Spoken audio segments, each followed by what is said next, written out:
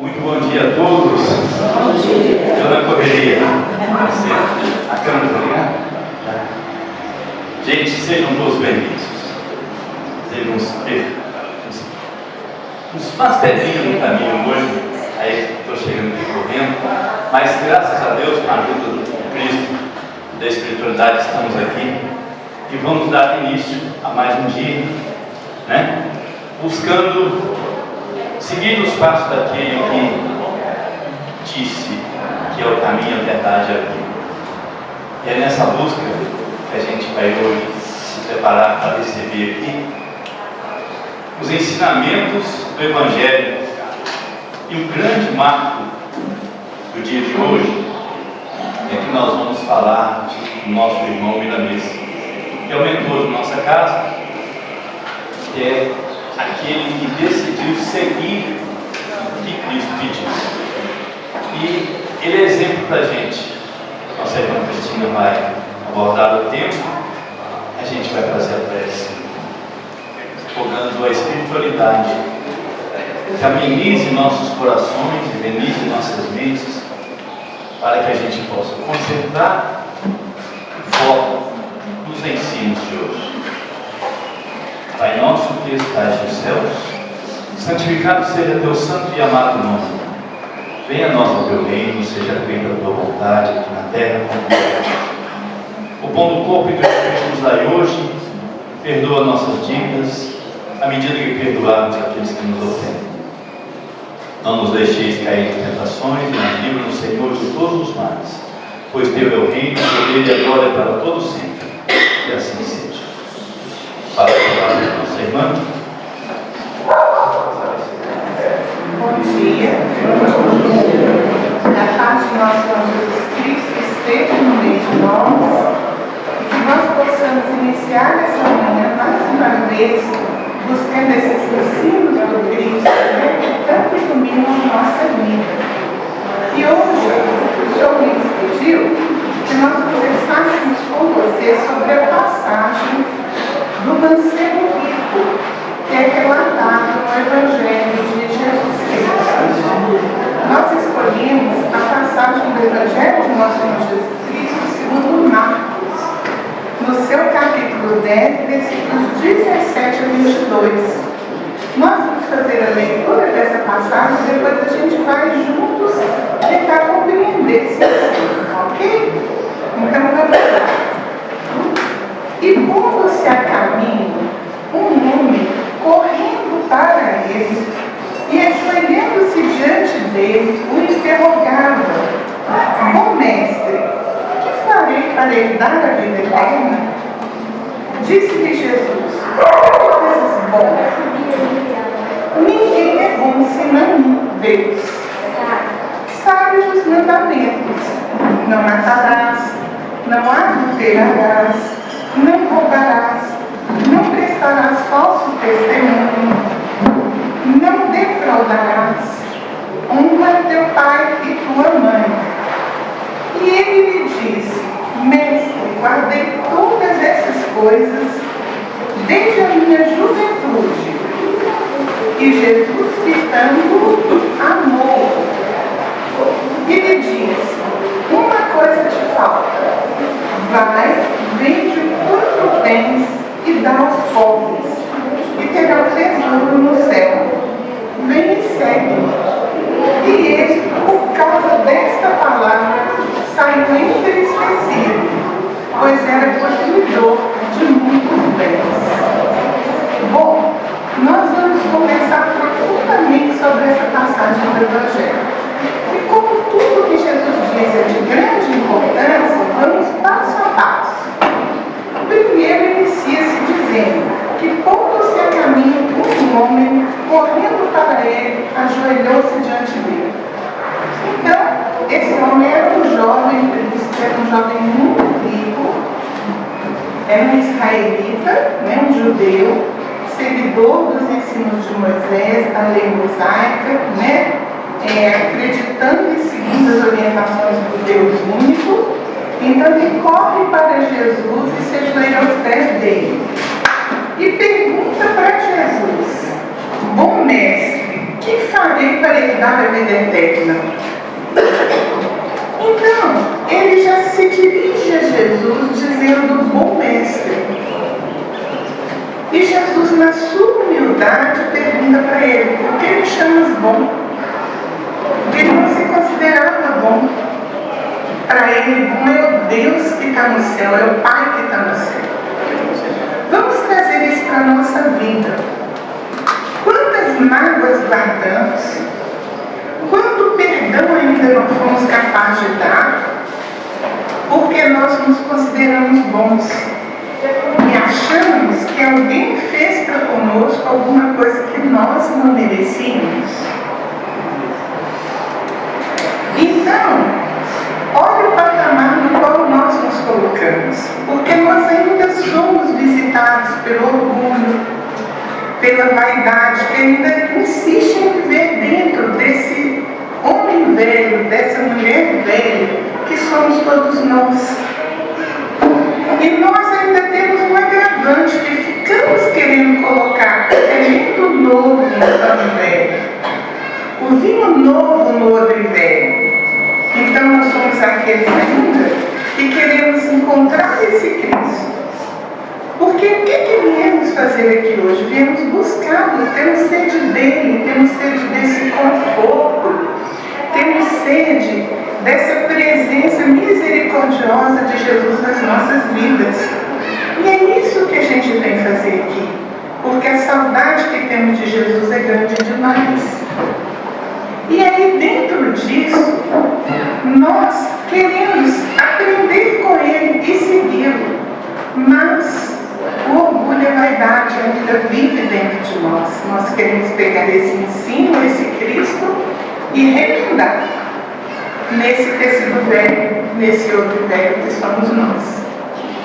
Não é possível, porque Jesus é transformador, ele é a boa nova, ele é a boa notícia. Ele é um convite ao amor. E o amor perdoa, e o amor compreende, e o amor é indulgente, se coloca no lugar do outro. Então vamos meditar com sinceridade, olhando para dentro de nós, em todas as situações do nosso dia a dia, dentro de casa, no trabalho, com os vizinhos, no trânsito, nas escolas. Como temos nos comportado diante das ações alheias?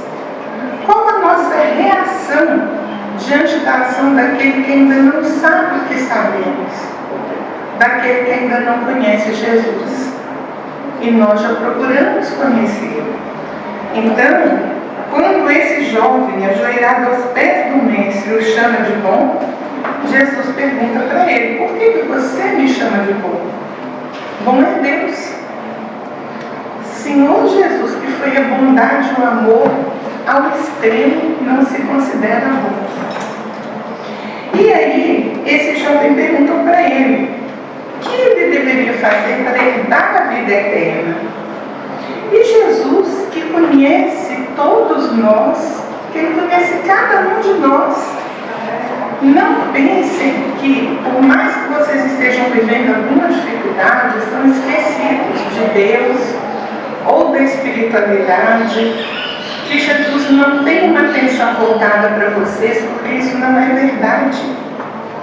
Ele conhece cada um de nós e sabe exatamente tudo o que estamos vivendo. E esse é o nosso pastor, aquele que busca uma ovelha deixando todas as outras por amor, né? Então, Jesus, conhecendo aquele jovem príncipe muito rico que estava diante dele, responde para ele: sabes os mandamentos. Quando Jesus fala isso com ele, porque Jesus já sabia quem era ele, sabia que ele conhecia os mandamentos, né? Que todos nós deveríamos conhecer. E que se eu perguntar aqui, quem é que sabe os 10 mandamentos? Quantas mãos vão se levantar? No entanto, há quantos milênios esses mandamentos nos foram ensinados? Né? Então, primeiro mandamento: eu sou o Senhor vosso Deus, que vos tirei do Egito, da casa de servidão. não terei diante de mim outros deuses estrangeiros, não fareis imagem alguma do que quer que esteja no céu, na terra, sobre as águas, não os adorareis e nem lhes prestarei culto soberano, porque eu, o Senhor vosso Deus, sou um Deus zeloso, pulo a iniquidade dos pais nos filhos, na primeira e na terceira e na quarta geração, e uso de misericórdia até 1000 gerações daqueles que me amam e guardam os meus mandamentos. Nesse mandamento, Deus se apresenta para nós. Fala que nos libertou da escravidão do Egito.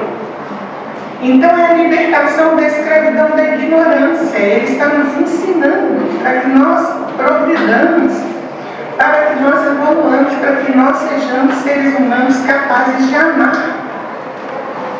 E aí ele nos diz para a gente não fazer imagens, porque nada que nós consigamos fazer pode retratar esse Deus. Eu sempre digo, é como a gota d'água querendo retratar o oceano. Então não é uma proibição, não é um castigo, é um ensino. Ele está nos dizendo, você não conseguiria me retratar. E aí ele nos diz também que ele é um Deus zeloso. Quem é zeloso cuida, protege, ama, ampara. Esse é o nosso Deus. E quando ele diz que ele pune a iniquidade dos pais dos filhos, ele está falando da aplicação da lei divina, da lei de causa e efeito, que dá a cada um segundo as suas obras, das leis naturais, né? Quais são essas leis naturais? A lei de adoração, a lei de trabalho, de reprodução, de conservação, a lei de destruição, a lei de progresso, de igualdade, de liberdade, de justiça, amor e caridade.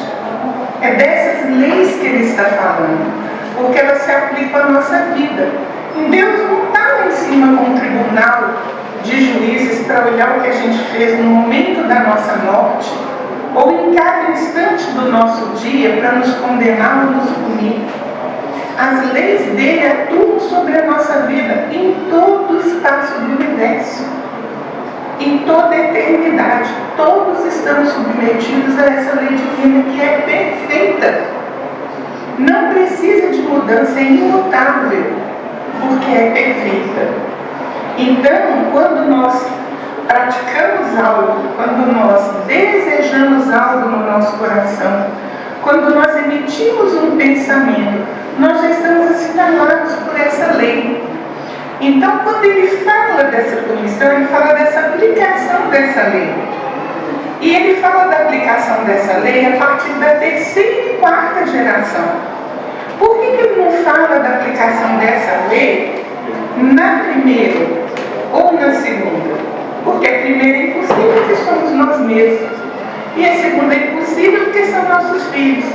Então nós não podemos nascer filhos de nós mesmos. Então ele está nos revelando a lei da reencarnação. Ele está nos dizendo que nós vamos responder pelos nossos atos a partir da terceira e quarta geração. Porque nós podemos nascer nossos netos, nossos bisnetos e assim por diante. E seguindo na aplicação dessa lei, nós vamos ter: não pronunciareis em vão o nome do Senhor, que é o segundo mandamento. E quantas vezes nós pronunciamos em vão esse nome? Quando nós juramos por Deus, quando nós viramos para uma pessoa e falamos para ela: olha, não faz isso não, porque Deus não gosta disso. Deus vai te castigar, Deus isso, Deus aquilo. Qual de nós tem procuração de Deus para falar em nome dele? Ou então, quando nós condenamos uma pessoa que segue uma religião diferente da nossa, que tem um pensamento diferente do nosso, estamos pronunciando em vão o nome do Senhor. Quando nós ridicularizamos uma pessoa de uma outra religião que tem uma prática que nós sabemos desnecessária, que nós sabemos ser ritualística, quando a lei de adoração nos ensina que o reino do céu não vem com manifestações exteriores, é uma conquista interna. Mas nós estamos pronunciando o nome de Deus então. Vem o terceiro mandamento, né? Santificar o dia do sábado. Não significa o nosso sábado, significa que nós precisamos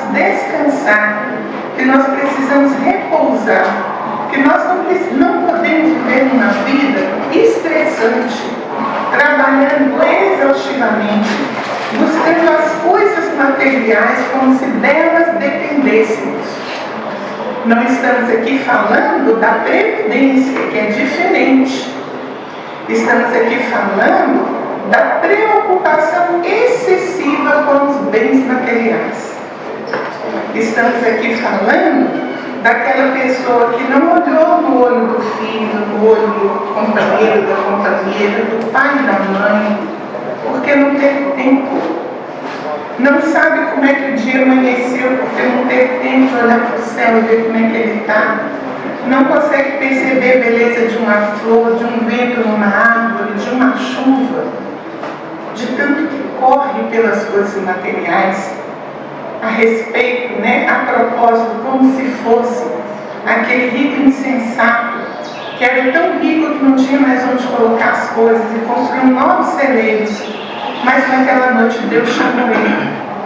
E Jesus pergunta para ele o que ele tinha preparado, para quem será? Então nós caminhamos no dia a dia da nossa vida muito dessa maneira. Então esse mandamento que nos recorda santificar o dia do sábado está ligado à lei do trabalho e diz respeito à necessidade do repouso e do descanso, para que tenhamos um tempo também para nos dedicar a Deus, como vocês estão fazendo aqui hoje, buscando neste domingo ouvir um pouquinho dos ensinos de Jesus. E nós vamos ter o quarto mandamento: honrai a vosso pai e a vossa mãe, para que tenhais vida longa sobre a terra. E é um mandamento talvez mais descumprido, porque quantos de nós realmente obedecem esse mandamento? Quantos de nós faz pelo pai ou pela mãe tudo o que está ao seu alcance? Quantos de nós têm a paciência, o respeito necessário, a compreensão? A maioria dos que hoje se emancipam ou se casam querem comprar um imóvel longe dos pais.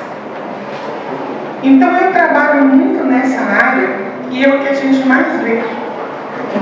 Querem estar distante da família porque querem sossego, porque querem desligamento. Até que as dores e as dificuldades batem na porta porque precisam dos pais para cuidar dos seus filhos. Aí querem voltar para perto dos pais. Quantos de nós nos fartamos com muita coisa boa dentro de casa, enquanto os nossos pais, às vezes, não têm o necessário? Ou às vezes esquecemos de dar a eles o supérfluo que deveríamos estar oferecendo. E o quinto mandamento: não matarás. Porque não matar não é só não matar o nosso semelhante ser humano nosso, não. Há muitas formas de matar. Às vezes nós matamos esperanças das pessoas, matamos sonhos quando tiramos a oportunidade, quando puxamos o tapete, quando não incentivamos aquela pessoa naquela busca idealista que ela tem na vida, quando queremos obrigar uma pessoa a seguir um caminho que nós achamos que é o melhor para ela, sem respeitar a liberdade de escolha dessa pessoa. Quando queremos impor a nossa ideia a alguém que pensa diferente de nós. Há muitas formas de matar. Não cometereis adultério. Acho que esse é um dos mandamentos hoje mais desrespeitados, tanto pelos homens quanto pelas mulheres. Porque não estamos colocando o sentimento alheio no devido patamar de respeito que ele merece. Não estamos agindo para com o nosso semelhante com a mesma correção que gostaríamos de receber. Muitas vezes adulteramos em práticas, outras vezes adulteramos em pensamentos, em sentimentos. O casamento, o relacionamento a dois não é uma colônia de férias. Ninguém veio aqui para viver um mar de rosa. Nós somos habitantes de um planeta de provas e expiações. Um planeta comparado com o hospital, com a escola e com a penitenciária. Então nós somos os doentes desse hospital, doentes morais, que precisamos melhorar moralmente. Somos os aprendizes dessa escola, somos ignorantes das leis divinas, estamos aqui para aprendê-las. E somos os criminosos da penitenciária que é o nosso corpo. O espírito que está preso aqui, numa prova, numa expiação necessária necessária de acordo com os compromissos que assumimos com a lei de Deus. Somos presos do planeta Terra, desse mundo de provas e expiações, onde o mal ainda predomina, onde as coisas que ouvimos nos noticiários nos assustam, mas é porque temos compromissos com elas. Então, adulteramos produtos, combustíveis, alimentos, adulteramos como fazemos um gasto numa internet, numa TV a cabo, num telefone, numa luz, numa água. Há tantas formas de adulterar, né?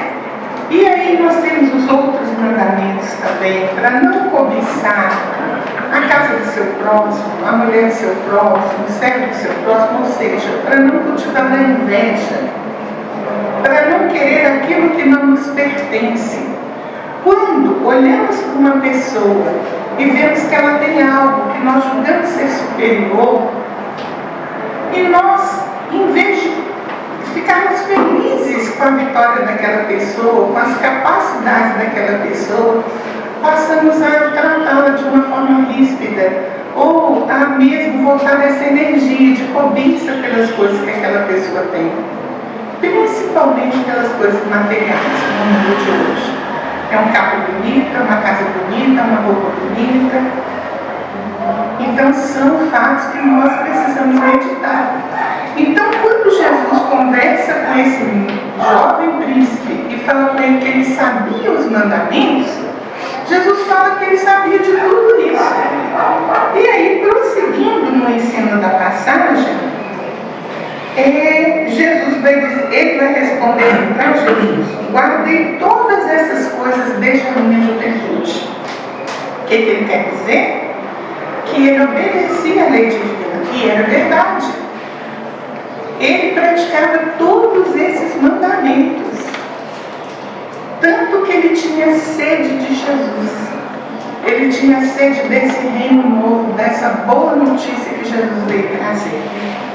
E aí, é quando ele diz para Jesus isso: guardei todos esses mandamentos desde que cheguei à minha mocidade.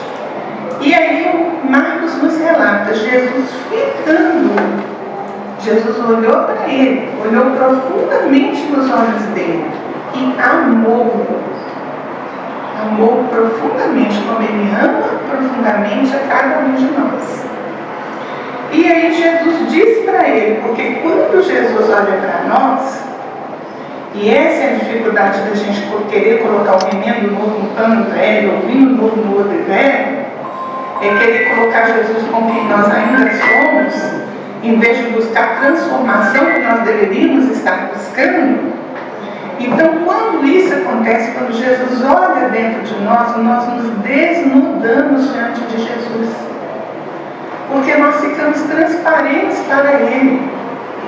Ele sabe tudo sobre nós e nos conhece profundamente, muito mais do que nós. Porque nós tentamos esconder aquilo que é feio em nós, porque a gente não dá conta de olhar para isso. E Jesus não, Ele olha, mas Ele olha com amor. E aí Jesus, olhando para aquele jovem rico e conhecendo, fala com ele: uma coisa ainda te falta. Então Jesus sabia que ele obedecia toda aquela lei, mas faltava uma coisa. E Jesus disse para ele: vai, vende tudo quanto tens e dá aos pobres, e terão tesouro no céu. Vem e segue. Jesus não gosta de rico? Jesus não queria que ele continuasse rico? Ser rico é um problema? É um erro? Não. Ser rico é uma responsabilidade muito grande. Ter posses materiais no nosso planeta é uma das maiores missões, porque isso é um talento que foi confiado àqueles que os têm, para pôr em produção, para ser útil aos semelhantes. Então, esse talento ofertado, que é a riqueza, que são os bens materiais, foi colocado nas mãos daqueles que os têm, para que ele possa ser utilizado em favor do progresso, oferecendo oportunidade do trabalho, oferecendo oportunidade de educação, oferecendo oportunidade de pesquisa que melhorem as condições de vida dos seres humanos. Então, um talento que não foi dado para o egoísmo, para o uso exclusivo daqueles que os têm, para esbanjar, para desperdiçar, para acumular bens e fazer novos celeiros, como o rico insensato da parábola, que não sabia que naquela noite ia ser chamado e não tinha preparado nada além daqueles celeiros. Então, quando ele adentra o plano espiritual na hora que a morte chama, o que ele preparou? O que ele tem? Não é? Então, Jesus, olhando para aquele jovem e percebendo qual a necessidade que ele ainda tinha, que era desapego. Eu ouvi de uma entidade com a qual eu conversei no final do ano passado, no final do ano atrasado, quando terminou a pandemia. E ela me falou assim: todos os que desencarnaram no período de pandemia deram trabalho no plano espiritual com apego, principalmente os espíritos e os parentes deles. Olhe para vocês verem a colocação: apego ao corpo físico, apego à família, apego à casa, apego aos bens materiais, à posição social. Não significa que a gente não deva amar, que a gente não deva ter um cuidado com tudo isso, mas significa que nós precisamos estar cientes que somos só usufrutuários. Os bens são todos de Deus, a família é de Deus, o corpo é de Deus, a vida é de Deus, que nos empresta momentaneamente por um período para que nós usemos bem e que vai nos pedir de volta no momento em que vier, as leis da vida vierem a nos chamar à aferição dessas contas com a nossa própria consciência. Então nós precisamos estar desapegados de todas essas coisas. E Jesus sabia que a dificuldade daquele jovem era o apego. Então, Jesus diz isso para ele: vende tudo que você tem e me siga. Por quê? Era o que ele precisava urgentemente fazer. Nós vamos descobrir daqui a pouquinho por quê. E aí, o que acontece? Marcos nos relata que ele, aquele jovem rico, aquele jovem príncipe, pesaroso ou entristecido por causa daquela palavra, sai porque era possuidor de muitos bens. Então, aquele jovem que se ajoelhou aos pés de Jesus, implorando a Jesus para poder segui-lo, o que aconteceu com aquele jovem? Ele simplesmente sai, quando o assunto era os bens materiais, porque o apego ele ainda possuía, apesar de já ter alcançado todas aquelas virtudes de obedecer à lei divina. Então, o livro dos Espíritos nos ensina, Kardec pergunta para os Espíritos: como pode a alma, que ainda não acabou de depurar-se, fazer essa depuração?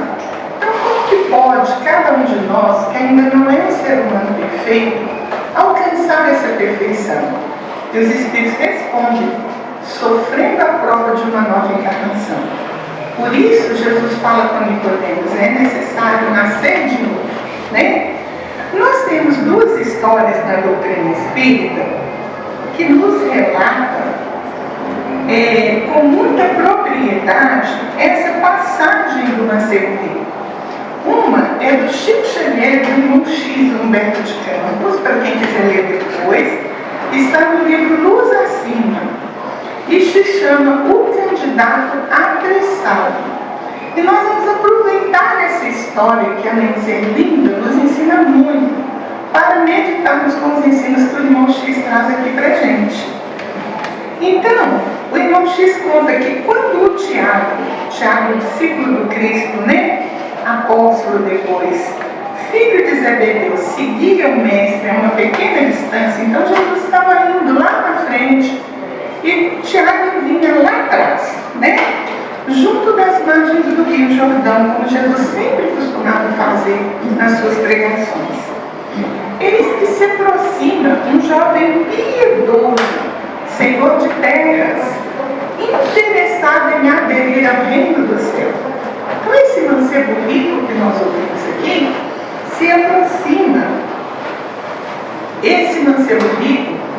que nós vemos aqui se aproxima desse jovem, desse Tiago, discípulo e apóstolo de Cristo, e se aproxima porque ele estava interessado em aderir a esse reino. E ele chega perto de Tiago e pergunta assim: o Messias é portador da boa nova? Então ele queria saber quem era ele, se ele tinha mesmo uma notícia boa, uma notícia nova, que ninguém sabia para trazer. E Tiago responde: sim, o Messias é o portador da boa nova, é mensageiro da vida eterna. Temos com ele um mundo renovado, nem opressores nem vítimas, e sim irmãos filhos do mesmo Pai. E aí aquele jovem já fica espantado com aquela resposta, muito culto, muito estudioso, e ele volta a perguntar: a que lei ele obedece? E aí o rapaz, dono de grandes propriedades, faz essa pergunta, E Tiago responde: o amor a Deus acima de tudo.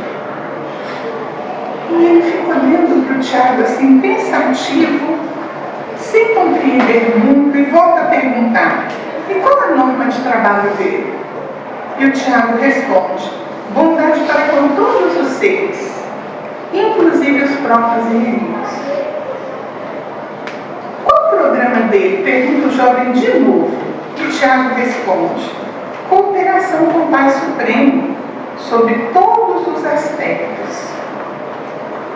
E qual o objetivo desse trabalho dele? Felicidade para todas as criaturas. Mas ele tem diretrizes?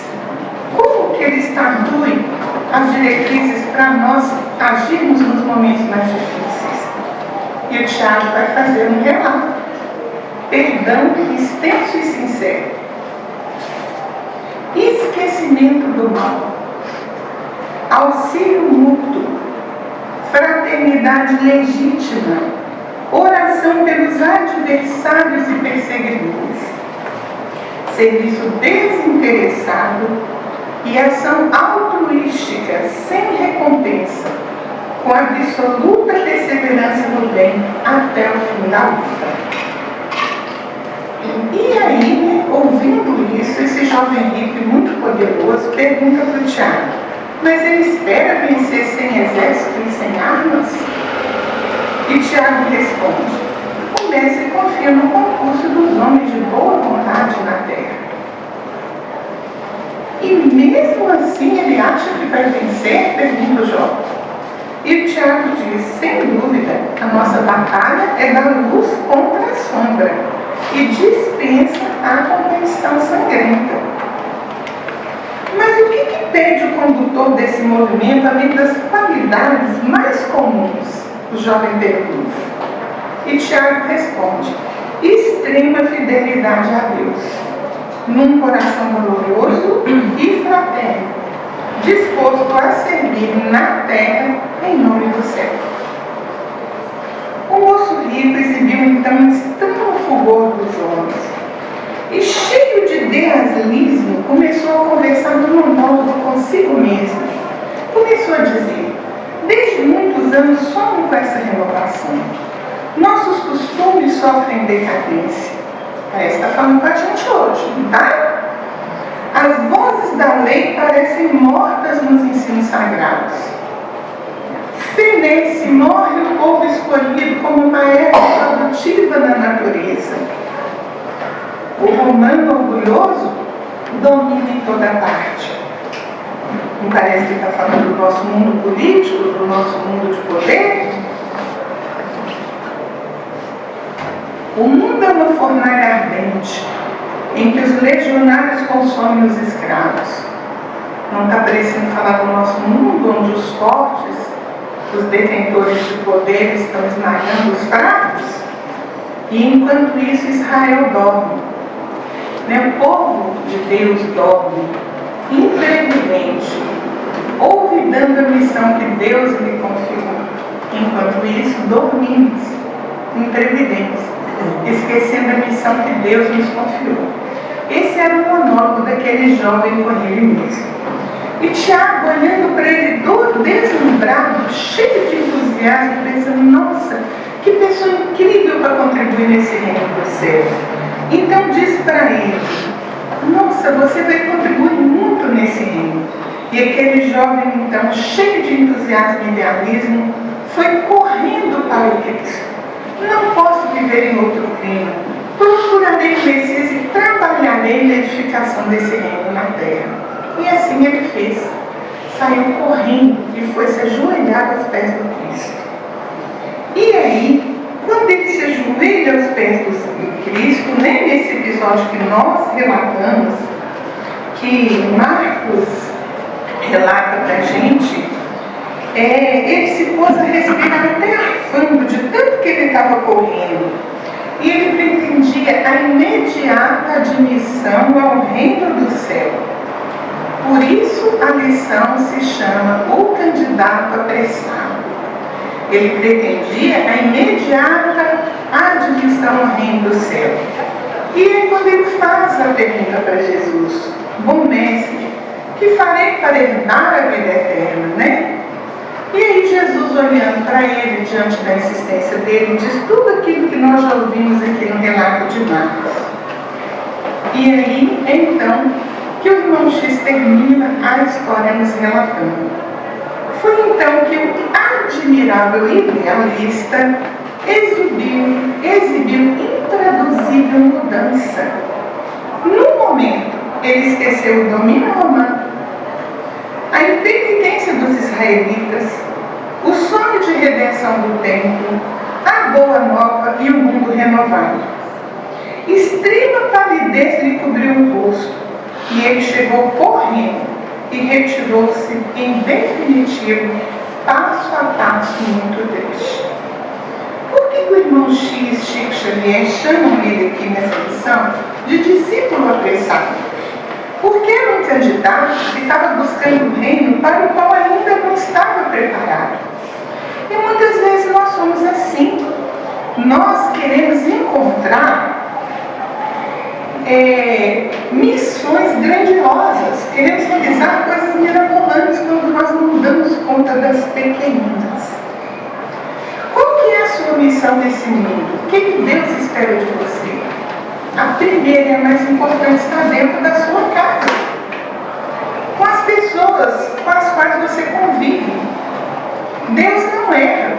Ninguém está na casa errada, na família errada, filho de pai e mãe errado, casado com pessoa errada, trabalhando em lugar errado. Todos nós estamos na vida na melhor situação que poderíamos estar, de acordo com as nossas necessidades espirituais, com as nossas verdadeiras necessidades.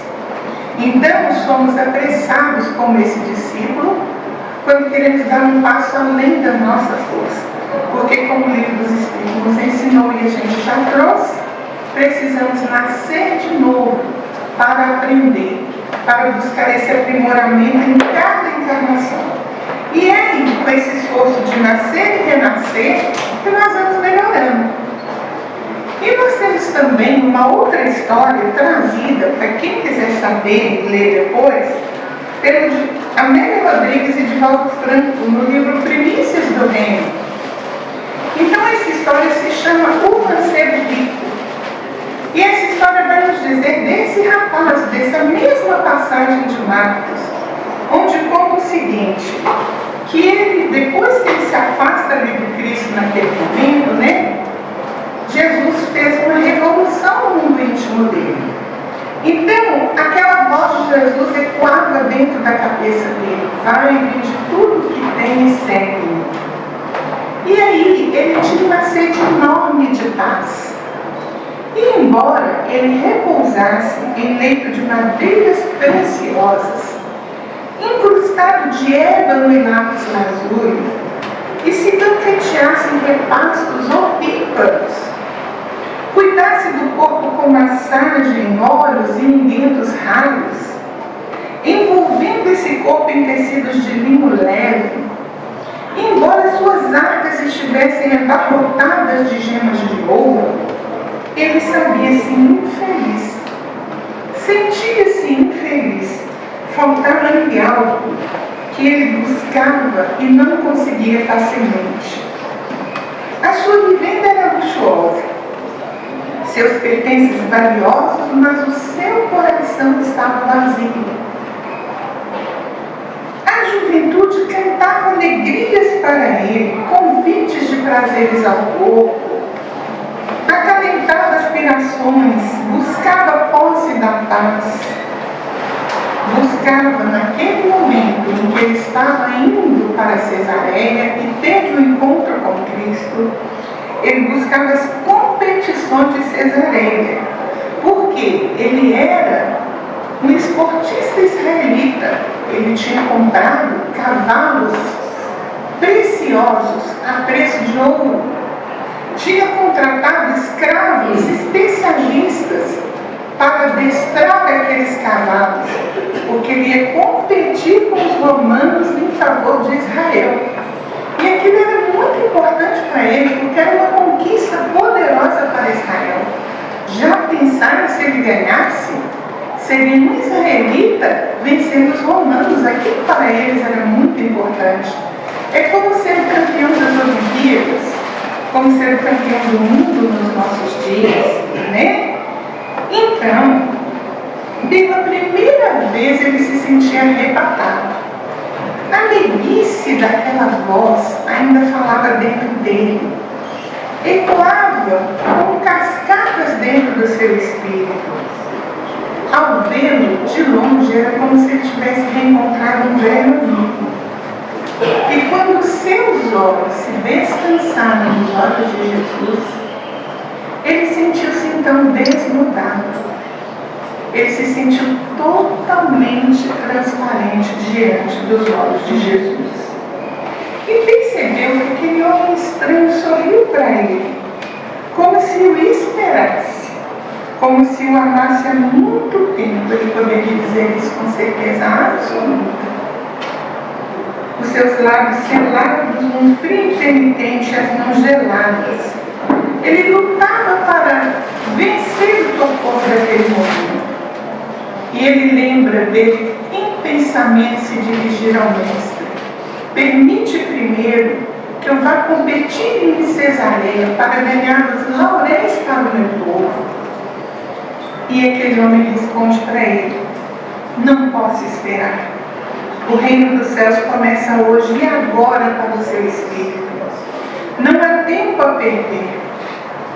E aí, aquele jovem abaixa os olhos entristecido, porque ele não tinha coragem. E ele escuta Jesus dizer: renuncia e segue-me. Mas ele não deu conta e afastou-se. E Jesus ainda diz para ele: dá-me de ti próprio e eu te oferecerei aventura sem limite. Mas ele pediu um prêmio muito alto. Ele era muito jovem, muitos confiavam nele, ele tinha uma oportunidade de alcançar aquele poder. Então, ele vai para aquelas competições de Cesareia, pega a Bíblia e pega os cavalos. E na primeira volta daquele ciclo, ocorre um acidente, aquela viga entra em desastre e aquele jovem morre imediatamente numa poça de sangue. E naquele instante em que ele ainda estava vivendo o torpor daquelas dores, ele percebe que dois braços aveludados vêm buscá-lo. E ele ainda escuta a voz do Mestre, carregando ele nos braços. E ele fala: amigo, vim te buscar.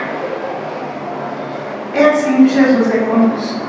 Ele não nos abandona, mesmo que nós o tenhamos abandonado, mesmo que nós não o tenhamos seguido.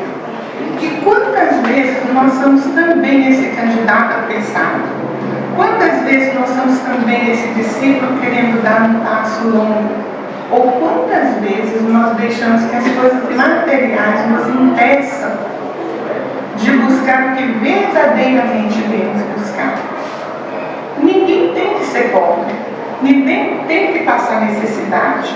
Todos nós temos direito ao progresso, todos nós temos direito a buscar uma posição social adequada, até o necessário para viver. Mas precisamos compreender como ensina a lei de adoração, né? Quando Kardec pergunta para os espíritos: as preces que por nós mesmos fazemos podem mudar a natureza das nossas provas e abreviar-lhes o curso? O que Kardec está perguntando?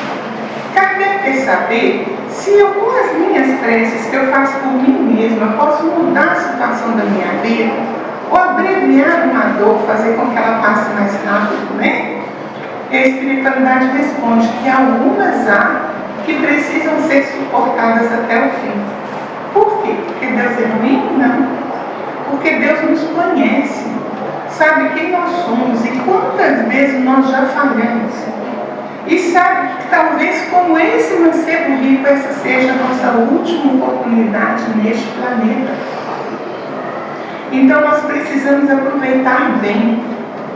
E aí, quando Jesus, fala nos seus ensinos sobre as posses materiais, quando ele fala: olha, por que vocês se preocupam tanto com o que comer, com o que beber, com o que vestir? E ele faz convite: olhem os pássaros no céu, olhem as flores no campo, não trabalham, não fiam, não semeiam em celeiros, e o Pai os alimenta. O que não fará por vocês, homens de pouca fé? Jesus está querendo dizer que a gente deve ser imprevidente? Não, precisamos ser previdentes, pensar no futuro, pensar na velhice, nos preparar para os momentos mais duros. Jesus está querendo dizer que nós não podemos ter vida confortável e posses materiais? Não. Ele está querendo nos dizer que nós temos que ser senhores dessas coisas, sem que essas coisas é que sejam os nossos senhores. Porque quando uma coisa é motivo da nossa infelicidade, nós não somos dono dela, ela é que é a nossa dona. Então é isso que Jesus está dizendo. E Jesus está nos dizendo que essa nossa preocupação em pagar as contas, em manter o carro, a casa, em pagar o escuro, em fazer isso ou aquilo, não pode ser tão grande que esqueçamos que aquilo que nós não podemos fazer, Deus pode.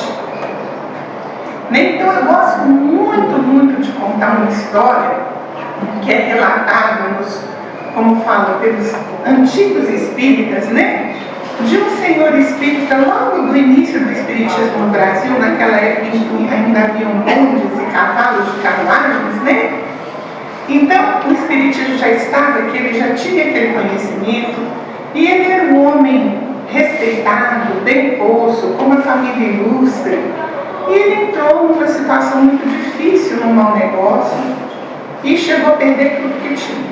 Mas a família não sabia. E ele envolvido numa vergonha muito grande, preocupado com a situação que aquela família ia passar. Então aquele homem decide suicidar-se. Ele fala: eu não quero mais ficar nessa vida, porque eu não vou dar conta de ver o que está para acontecer com a minha família. Mas ele não podia fazer isso em casa, porque eles me impediam. Então ele pegou o restinho do dinheiro que ele tinha, procurou um lugar isolado, ficou sabendo que a dona daquele quartinho tinha outros quartos lá, mas que ela saía, e aí ele falou: vou aproveitar o momento em que ela sair e vou me suicidar aqui. Assim ele fez. E aí ele pegou o bonde e foi para lá. Mas naquele dia aquela dona não saiu. E ele falou: nossa, não vou conseguir fazer o que eu pretendia hoje. Ele teve que voltar para casa. E pegou o bonde de volta. E quando ele pegou o bonde de volta, ele encontrou um jovem, muito jovem, que olhou para ele com muito entusiasmo e alegria, abraçou e falou: o senhor não está me reconhecendo, Ele falou: não, realmente não estou. Ele falou: eu sou o filho de fulano, aquele que o senhor ajudou num momento muito difícil da vida. Olha, hoje nós estamos muito bem e somos eternamente gratos ao Senhor. Então, se o senhor precisar de alguma coisa, nós estamos às suas ordens. Ele não acreditou. Ele entregou o cartão dele para aquele moço, ele ficou ali sentado com aquele cartão na mão sem acreditar. Mas ele estava numa situação tão difícil que de noite ele pensou: eu vou tentar, quem sabe ele vai me ajudar. E ele mandou um recado para aquele rapaz, que se ele realmente pudesse ajudá-lo, ele esperava ele em um determinado local, numa determinada hora, e que ele precisava de tanto para saldar os seus compromissos financeiros. E aí, naquele dia, naquela hora, ele estava lá sentado, esperando o rapaz chegar, achando que o rapaz não chegaria. E chega uma pessoa diferente com um envelope, com um recado daquele rapaz. E essa pessoa entrega o envelope e dentro estava o dinheiro que ele pediu e um bilhete, dizendo para ele: mandei o que o senhor pediu e um pouco a mais, caso o senhor tenha uma outra necessidade. Continua à sua disposição. E ele começou a pensar: puxa vida, eu ia suicidar, porque apesar de todas as orações, apesar de eu ir no centro espírita, apesar de eu conhecer os ensinos, eu pedi as coisas para Deus, mas Deus não tinha me atendido, Deus não tinha dinheiro para me emprestar. E aí ele estava ali com a solução na mão. Então ele foi, resolveu todos os seus problemas, desistiu do suicídio, e naquela noite ele foi no centro espírita. E ele estava sentado lá, como nós estamos sentados aqui, e aí chega uma mensagem para ele. E essa mensagem era do guia da casa, dizendo: olha, Deus mandou dizer que ele não tem dinheiro para te emprestar, mas mandou quem tinha. E é assim que Deus age na nossa vida. Deus age por meios tão naturais que nós achamos que é obra do acaso. Deus coloca as pessoas no nosso caminho. Deus traz a palavra através de alguém, de uma criança. Deus faz com que a gente veja uma cena, nos inspira com os pensamentos, nos traz ideias de solução dos problemas durante o nosso sono físico. Porque Ele não precisa que nós saibamos que Ele está fazendo isso, porque Deus é amor, e o amor não espera recompensas. Então não tenhamos dúvida que Deus nos ampara, que Deus está sabendo tudo o que acontece com nós, e que Ele é esse Pai de amor, que se apresenta para nós no primeiro mandamento, como esse Deus zeloso, que cuida, que ama e que ampara. E que Jesus é o caminho para que nós o conheçamos. E vamos fazer de uma maneira melhor do que esse jovem, do que esse mancebo rico fez. Vamos aprender a ouvir os ensinos de Jesus e a segui-los. Vamos nos esforçar para pôr em prática. Alguém te magoou, coloque-se no lugar dele. Dê a ele o perdão que você esperava receber. Ofereça outra face, que é responder com bem aquele mal que chegou no seu caminho. E recordando, para o nosso encerramento aqui na nossa conversa de hoje, as palavras de Jesus, lembrando antes dessa recordação que eu não terminei essa história e que o seu Mídio no próximo domingo vai trazer para vocês a continuação dessa história sobre esse jovem rico que tem muito a trazer ainda para a gente. Nós vamos recordar as palavras de Jesus. Vinde a mim todos vós que estáis cansados e sobrecarregados, e eu vos aliviarei. Aprendei de mim, que sou manso e humilde de coração, e achareis descanso para as vossas almas, porque é suave o meu jugo e leve o meu fardo. Que a paz de nosso Senhor Jesus Cristo permaneça no meio de todos, e muito obrigado pela paciência de nos ouvir mais uma vez.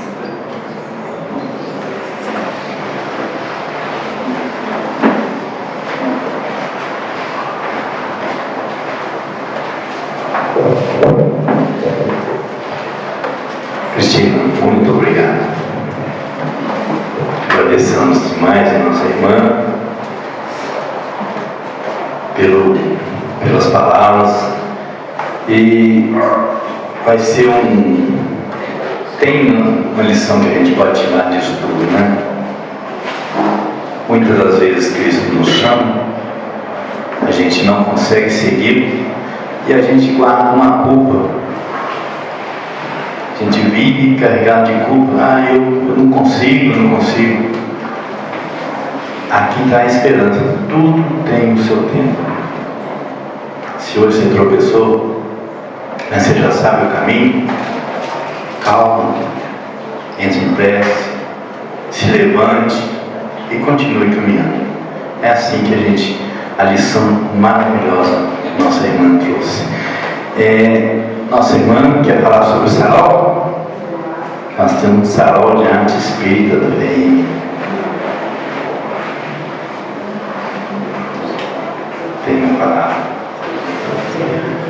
Bom dia, pessoal. Bom dia. É com muita alegria, viu, que a gente está aí trabalhando com o Sarau 2024, com o tema Brilhe a Vossa Luz, né? Então nós estamos aqui convidando todos vocês para participar no dia 28 de outubro. E esse ano a gente vai ter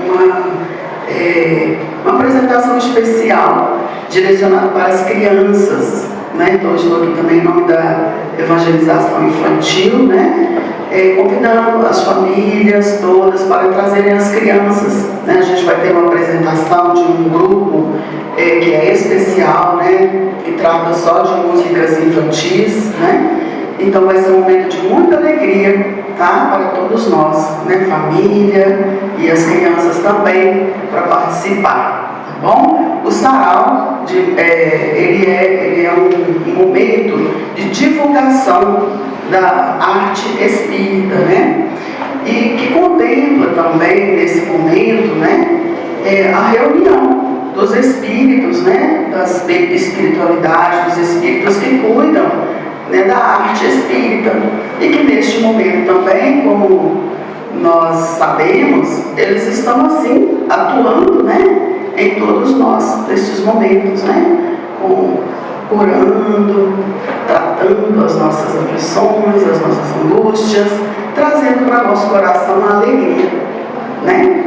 E outra coisa também para os papais, as mamães, é que a nossa biblioteca está fazendo uma campanha de livros infantis com descontos, aí, acho que é com descontos de 10%, né, em cada título, né, da literatura infantil espírita, né? Então, se interessarem, passem na biblioteca, procurem ver o título que é mais adequado, né, para suas crianças, a idade, e fiquem à vontade. Um abraço a todos. Bom dia.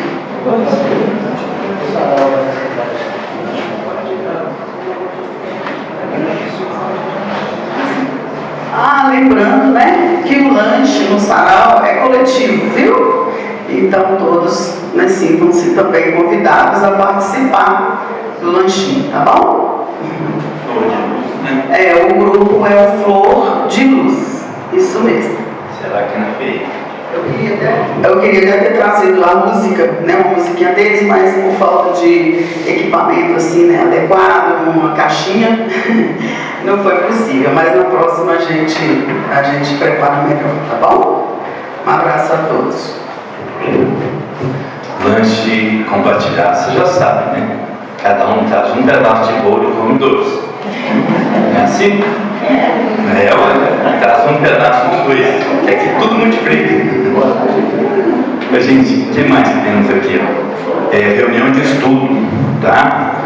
Reunião de estudo. Estudo de O Evangelho segundo o Espiritismo em consonância com o Livro dos Espíritos e a obra dos Missionários da Luz com as obras básicas. Início 19h45, todas as sextas-feiras. Evangelho de Vivência do Amor e Caridade, aqui na nossa casa, aberta ao público. Todos são convidados. A gente, no mais, levar essa lição que a gente recebeu por nossa caminhada, né? Tem muita coisa que tenta barrar a nossa caminhada, né, Disney? Né? Uns sustos danados, mas graças a Deus deu tudo certo. O caminho foi aberto e a gente chegou. Mas é isso aí. Vamos agradecer. Logo após o agradecimento dos passos. Começar ao irmão da mesa, nosso mentor e guia, a toda a espiritualidade da casa, que nos acompanha, que nos orienta, que nos protege sempre. E a nossa Mãe Santíssima, que está sempre com seu manto de amor e paz, nos cobrindo nas horas mais difíceis, acalentando nossos corações e nossas almas. Ave Maria, cheia sois de graça, o Senhor é convosco. Bendita sois entre as mulheres, bendito é o fruto do vosso ventre, Jesus. Santa Maria, Mãe de Jesus, rogue a Deus por nós, os pecadores, agora e na hora de nossa partida. Que assim seja. Muita paz a todos.